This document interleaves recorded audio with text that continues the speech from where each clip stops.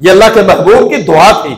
और सहाबा इकराम भी अपने अपने हल्का हबाब के अंदर जिधर भी बैठे हैं रब से शहादत की मौत का सवाल किया करते थे। जवान तो जवान, बूढ़े भी और उनके बच्चे भी शहादत की मौत के तलबगार हैं। अमर बिन जमू जैसा अजीम इंसान जो कौन है, लंगड़ा है, लंगड़ा भी कहता है अल्लाह मैं तुझसे शहादत की मौत चाहता हूं। बच्चे भी कहते हैं मोहम्मद और मुआज जैसे अल्लाह हम तुझसे शहादत की मौत का सवाल करते हैं, जिनकी उम्र 10 या 12 साल से ज्यादा न थी।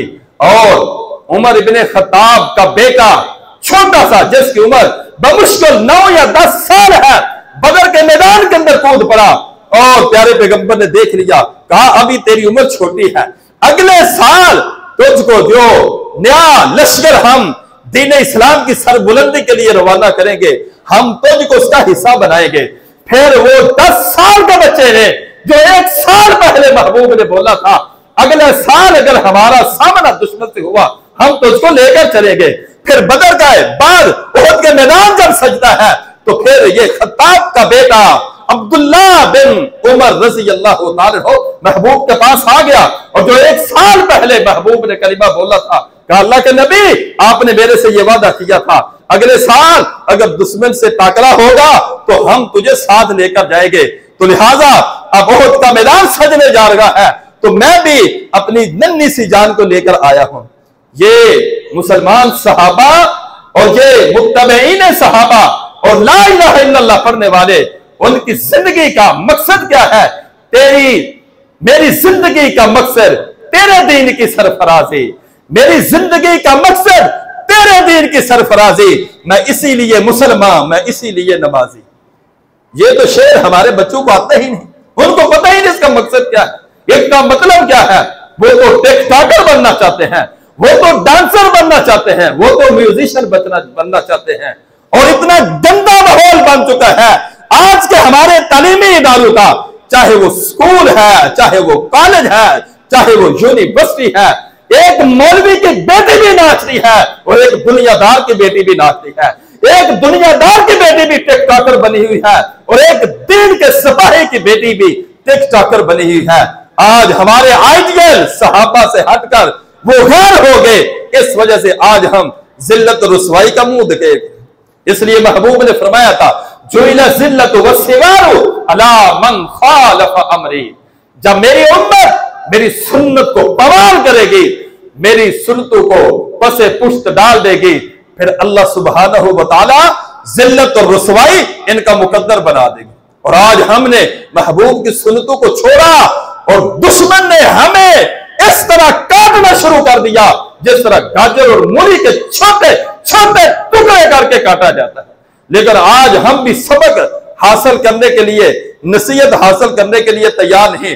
बाग बाग के स्कूलों को अंदर बच्चों को भेजते हैं, कॉलेजों में भेजते हैं, यूनिवर्सिटी में भेजते हैं, जाओ जाकर हमारी हलाल की कमाई से कंजर बन जाओ, जाओ हमारी हलाल की कमाई से टिकटॉकर बन जाओ, जाओ हमारी हलाल की कमाई से दुश्मन के हाथों को मजबूत करो। ये सारे का सारा निजाम तागूती निजाम है जिस निजाम के अंदर हमारे बच्चे पल रहे हैं। इस वजह से हमारा छोटे बच्चे से लेकर बड़े बच्चे तक सारे के सारे घर के अंदर बेजमात है। जिसकी उम्र 10 साल है उसके लिए 5 वक्त की नमाज मस्जिद के अंदर बाजमात फर्ज है। लेकिन कौन आता है? जब बाप सोया है, मां सोई है, तो बच्चे कैसे वो किरदार के गाजी बन जाएंगे। आज हम सोए हुए हैं तो हमारे वे नौनिहाल जिनकी तरबियत रही, और हर दिमाग को तरबियत की जरूरत है। जब तक तरबियत नहीं होती इंसान इंसान का बच्चा नहीं बनता। ये पूरी दुनिया का कानून और कायदा और ज़ाबिता है। बेशक 80 साल का हो जाए लेकिन तरबियत के मराहिल से नहीं गुजरेगा, उसकी तरबियत नहीं हो सकती, उसकी तरबियत नहीं हो सकती। 100 साल का भी दुनिया से जाएगा तो उसको हर लम्हे हर कदम तरबियत की जरूरत है। और ये वो तरबियत है जो सहाबा ने अपने किरदार से अपने बच्चों को सिखाई है। और ये वो जो शहादत का मौका था ना उमर इब्ने खत्ताब रजी अल्लाह ताला अन्हु का, ये तो बड़ी ही ईमान फरोज बात है। उमर इब्ने खत्ताब रजी अल्लाह ताला अन्हु की जब शहादत का वक्त है, जब अबू लुलु फिरोज अल मजूसी ने खंजर मारा तो वो जख्म बहुत गहरा था, जख्म बहुत गहरा था, अंतड़ियां फट गई हैं, पेट कट गया है। जो पीते हैं वो जनाब सारे का सारा इन जख्मों के रास्ते बाहर आ जाता है। जख्मों की ताब ना लाते हुए बेहोश होकर गिर पड़े, लेकिन अभी सांस बाकी है। लोगों ने कहा उमर इब्न खत्ताब को किसी दुनिया की किसी बात की कोई फिक्र नहीं, बड़ी बातें की, बड़ा जगाने की कोशिश की कि होश आए, कुछ हमसे कलाम करें, लेकिन उनको होश नहीं आता। एक बात है जिसने उमर इब्न खत्ताब को बेहोशी के लम्हात से बाहर लाई, वो क्या था? शाह उमर इब्न खत्ताब कद सुल्लियत सलाह, ऐ खत्ताब के बेटे उमर, नमाज का वक्त है।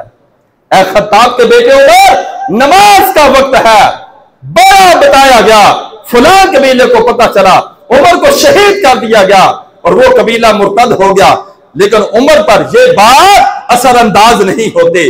बड़ी बातें कही गई, लेकिन कोई बात असरअंदाज साबित न हुई, सिवाय इस बात के कद हानत सलाह व कद सुल्लियत सलाह। एक कहने वाले ने कहा, अगर उमर से बात करना चाहते हो, एक कुलिया मेरे पास है, उस कुलिया को आजमा लो, उमर होश के अंदर आ जाएंगे। कहा वो कौन सा कुलिया है? कहा कुलिया वही है जो पुराना है, जो रब ने अर्शे मोला से उतारा है। उमर के कान के अंदर जाकर हो, कद सुल्लियत सलाह, कद सुल्लियत सलाह। ऐ खत्ताब के बेटे उमर, नमाज का वक्त जा रहा है, नमाज का वक्त जा रहा है। उमर इब्न खत्ताब रज़ी अल्लाह तआला हो फौरन होश के अंदर आते हैं और सीधे होकर बैठ जाते हैं। कहा हाँ हाँ मैं नमाज पढ़ूंगा, मेरा नमाज पढ़ने का इरादा है। और वहां पर ना उमर इब्न खत्ताब ने एक जुमला बोला था, मौत के आलम के अंदर भी महबूब की हदीस से बयान करते हैं, इतना नशा था महबूब की खिदमत का, महबूब के सिपाही बनकर दिखा दिया। जाते जाते भी दुनिया से कहते हैं हाँ हाँ ला हज़्ज़ा फिल इस्लाम, ला हज़्ज़ा फिल इस्लाम। उस इंसान का दीन के अंदर, शरीयत के अंदर कोई हिस्सा नहीं है कि जो मन तरक सलात मुतअम्मिदा, जो जानबूझकर एक नमाज छोड़ देता है, फकद कफरा, वो काफिर हो जाता है, वो दीन से खारिज हो जाता है। ये वो अल्फाज हैं, ये वो कलाम है जो उमर इब्न खत्ताब अपनी जिंदगी के आखिरी लम्हात के अंदर सहाबा से गुफ्तो शनीद करते हैं। मौत का आलिम है, किसी बात की फिक्र नहीं, नमाज की फिक्र है, नबी की हदीस की फिक्र है और लोगों के इस्लाह की फिक्र है। आज जिसके पास दो सही आंखें मौजूद हो, जिसके पास दो सही टांगे मौजूद हो, जिसके पास सेहतमंद जिस्म मौजूद हो, और वो लूलू और लंगड़ू की तरह अपने बिस्तर पर सोया रहे, और जब खाने का वक्त आए और बड़ी चुस्ती के साथ मुझे भूख लगती है, खाना नहीं बनाया, नाश्ता नहीं बनाया, चीख चीख कर कहता है, शोर डालता है घर के अंदर, नाश्ते को लेट कर दिया, दफ्तर से लेट हो गया, स्कूल से लेट हो गया, कॉलेज से लेट हो गया, मेरा फुला नुकसान हो गया, लेकर कोई नमाज का तस्करा नहीं करता। सोते वक्त भी बातें हैं तो फिर जनाब गेमों की बातें हैं, इंडियन फिल्मों की बातें हैं, ड्रामों की बातें हैं।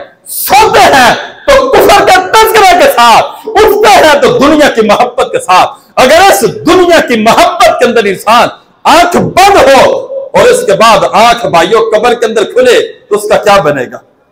उमर इब्न खत्ताब रज़ी अल्लाह तआला अन्हु ने क्या इस्लाह की है उम्मत की? ला हज़्ज़ा फिल इस्लाम मन तरक सलात मुतअम्मिदा, जो जानबूझकर एक नमाज छोड़ देता है उसका रिश्ता इस्लाम से टूट जाता है।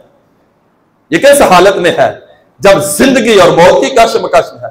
और एक बड़ा खूबसूरत और वाकया इस दौरान पेश आता है। उमर इब्न खत्ताब रज़ी अल्लाह तआला अन्हु के पास एक नौजवान आया आपकी इजाजत करने के लिए। एक नौजवान आया आपकी तीमारदारी करने, जो वापस जाने लगा, सैयदना उमर ने देखा उसकी शलवार टखनों से नीचे है, शलवार टखनों से नीचे है।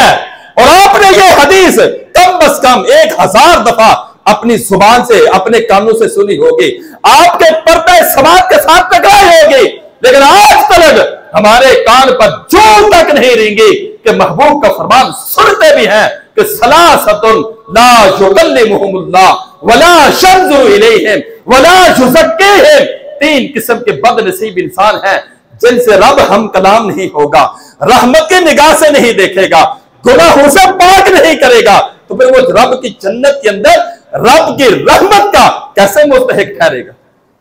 और अल मुस्बिल इज़ार हो, अल मुस्बिल इज़ार हो, जिसकी शलवार टखनों से नीचे रहती है, चाहे वो आपका ट्राउजर है, चाहे वो आपकी शलवार है, चाहे वो आपकी धोती है, चाहे वो आपका तहमद है। अल्लाह सुब्हानहू व तआला ने मर्द को टखने नंगे रखने का हुक्म दिया है और औरतों को छुपा कर रखने का हुक्म दिया है। और आज इस यहूद हनूद की पैरवी के अंदर मुसलमान मर्द के टखने वो ढके होते हैं और औरत के जनाब खाली होते हैं, उसकी शलवार टखनों से ऊपर होती है। ये किसका किरदार है? ये यहूदी और ईसाई का किरदार तो हो सकता है, ये मुसलमान का किरदार नहीं है।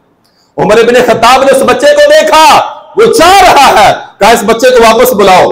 उस बच्चे को वापस बुलाया और बड़े प्यार और मोहब्बत से उसको समझाया, बेटा आपको पता है कि मेरे महबूब का ये फरमान है, इरफा इज़ारक, इरफा इज़ारक, अपनी शलवार को ऊपर कर लो। अल्लाह अकबर, इरफा इज़ारक, अपनी शलवार को ऊपर कर लो। अनका थौबक, एक तो इस वजह से तेरे कपड़े की उम्र बढ़ जाएगी, क्योंकि जब ये जमीन पर घिसेगा तो फिर ये घिस घिस कर फट जाएगा, पुराना हो जाएगा। और दूसरा वो मर्जात रब्बी का, ये तेरे रब की रजा का नजरिया है, इससे तेरा रब राजी होता है। ये आजी और इनकिसारी की अलामत है कि शलवारों को टखनों से ऊपर रखेंगे मर्द और औरतें जो है वो टखनों से नीचे रखेंगे। ये मुसलमान का किरदार है। और ये महबूब की हदीस सैयदना उमर बिन खत्ताब रज़ी अल्लाह तआला अन्हु अपनी जिंदगी की आखिरी सांसों में बयान कर रहे हैं, अपनी जिंदगी की आखिरी सांसों के अंदर बयान करते हैं। रब्बे काबा की कसम है, 1000 मजलिसें अटेंड करते हैं रोज के, अगर दीन की बात करती है तो हमारी जुबान से निकलती है, किसी की जुबान से ना रब का कुरान निकलता है ना मोहम्मद करीम का फरमान निकलता है। ये मुसलमान हैं जिन्हें यहूद और नसारा भी देखकर शर्माते हैं, जिनको आज ना कुरान की आयत आती है ना नबी का फरमान याद है। कोई बंदा दीन की बात न सुनने के लिए तैयार है, न बयान करने के लिए तैयार है, न इसको मानने के लिए तैयार है। 70 साल बीत गए इस खुतबा जुमा को सुनते हुए, जैसे 70 साल पहले थे, आज 70 साल के बाद उधर के उधर ही खड़े हैं। और फिर कहते हैं अल्लाह कि तुमने तो हमको ये दुश्मन के सामने बेबस कर दिया, तू हमारी दुआएं कबूल नहीं करता। हम तो 70 साल से अपने दामन को उठाकर वो फलस्तीन के लिए, कश्मीर के लिए भीख मांग रहे हैं, तो हमारी दुआएं कबूल नहीं करता। दुआओं की कबूल निश्चित के लिए पहले किरदार की जरूरत है, जो खलीफा हारून रशीद का किरदार था, जो आदिल हुक्मरान था। और देखिए उसका किरदार ये था कि पता चला फला फला इलाके के अंदर तेज आंधी आ गई है और दरख्त उखेड़े जा रहे हैं, बिल्डिंगों को गिरा रही है और अमवात ही अमवात वाक़ई हो रही है। और खलीफा हारून रशीद फौरन जमीन पर गिर जाता है, झुक जाता है, सजदा रेज होता है और कहता है अल्लाह ये सब कुछ हमारे गुनाहों का नतीजा है। सिसकियां बढ़ बढ़ के रब से अपने गुनाहों की और उम्मत की तरफ से तौबा करता है और कहा अल्लाह जब तक ये आंधी रुकेगी नहीं, खलीफा हारून रशीद तेरे सामने अपनी जबीने न्याज को उठाएगा नहीं। ये रोना और गिड़गिड़ाना जो मुसलमान का किरदार था। और वो आदिल हुक्मरान थे, ना वो शराबी थे, ना वो सादी थे, ना वो चोर थे, ना वो करप्ट थे। और आज दाढ़ी वाला भी करप्शन कर गया है, बेदीन भी करप्शन कर गया है, नमाजी भी करप्ट हो चुका है, बेनमाजी भी करप्ट हो चुका है, मौलवी भी करप्शन करता है, दुनियादार भी करप्शन करता है। और फिर कहते हैं 70 साल हो गए दुआएं करते हुए, आज हमारी दुआ कबूल क्यों नहीं होती? भाई को तूने धोखा दिया, बहन के हक को तूने खाया, गाली तेरी जुबान पर, बेनमाज तू है और सूद को हम प्रमोट करते हैं और हर वक्त दुनिया दुनिया दुनिया माल माल की हवस के अंदर अपने शब रोज गुजार गए हैं। और फिर कहते हैं अल्लाह तो हमारी दुआएं कबूल क्यों नहीं करता?